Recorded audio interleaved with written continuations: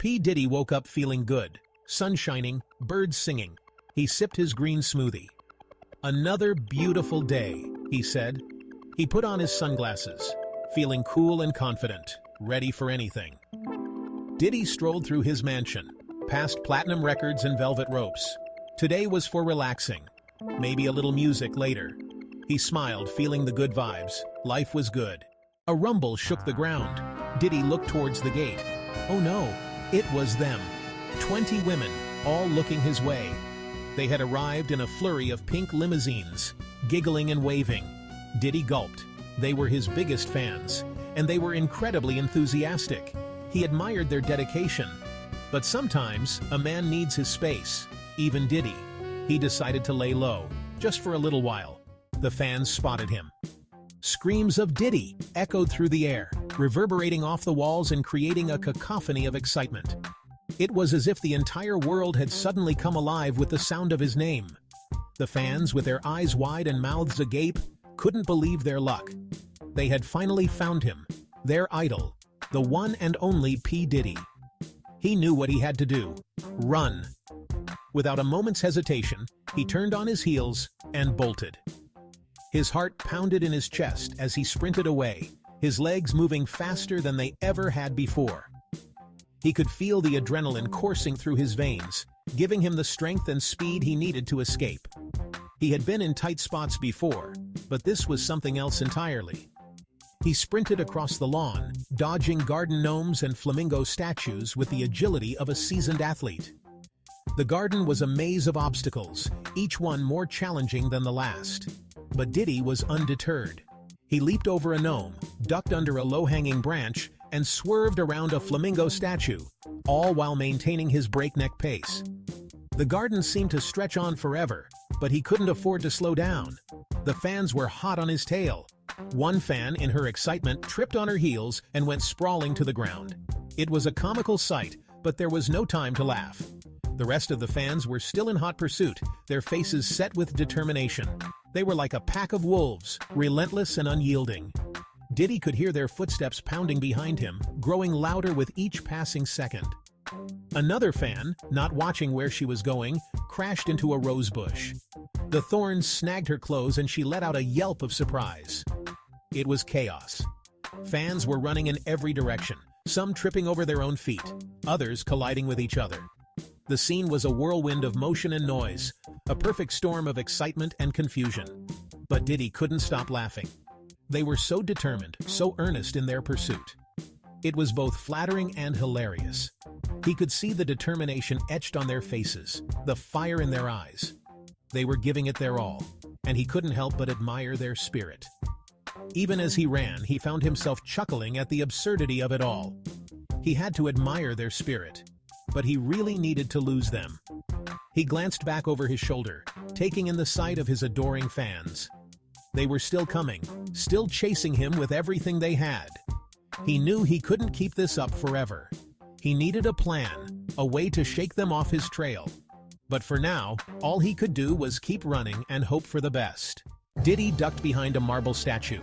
He needed a disguise, fast. The marble statue was cold and hard against his back, but he didn't have time to think about that.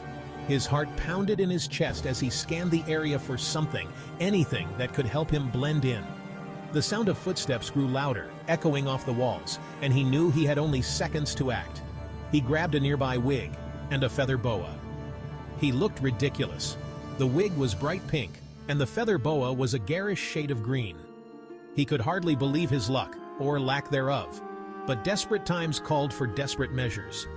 He quickly threw on the wig, adjusting it to cover his recognizable hair, and wrapped the boa around his neck, hoping it would obscure his face just enough. But it was all he had. He peeked out cautiously. The fans were getting closer. He could hear their excited chatter, their voices filled with anticipation. They were looking for him, and he knew it. His palms were sweaty, and he wiped them on his pants, trying to calm his nerves. He had to stay hidden, at least until they passed by. He held his breath. One fan walked right past him, didn't even recognize him. The fan was so close that Diddy could smell the perfume she was wearing. He dared not move a muscle, afraid that even the slightest twitch would give him away. As she walked past, he let out a silent sigh of relief. Maybe this crazy disguise was working after all. Diddy smirked. He was a master of disguise. Or so he thought. The initial rush of relief gave way to a surge of confidence. He had outsmarted them, at least for now. He couldn't help but feel a bit proud of his quick thinking. Maybe he had a future in espionage, he mused, chuckling to himself. His victory was short-lived. The boa tickled his nose. It was an itch that started small but quickly grew unbearable. He tried to ignore it, but the more he focused on staying still, the worse it got. He scrunched up his face, trying to hold back the inevitable. He let out a giant sneeze. Achoo! The sound echoed through the hall, and he knew he had blown his cover. The fans turned around, their eyes wide with realization. Diddy stood there, frozen, knowing that his brief moment of triumph had come to an abrupt end. The chase was on once again.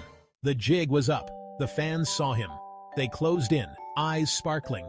Diddy made a run for it. He slipped on a stray banana peel, spinning through the air and landing with a thud.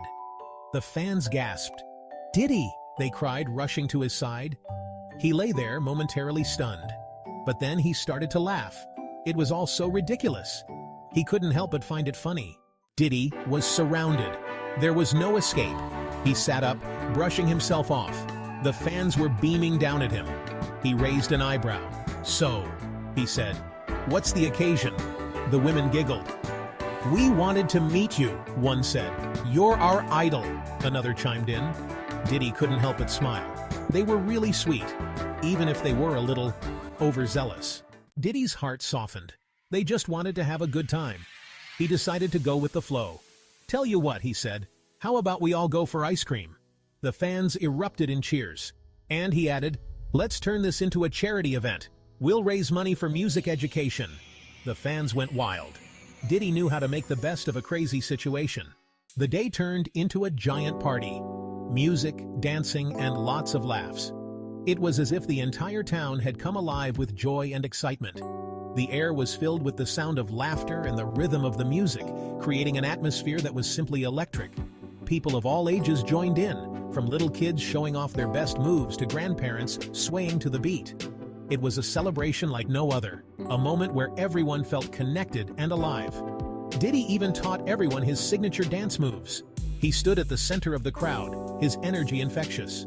With each step, he encouraged others to let loose and have fun.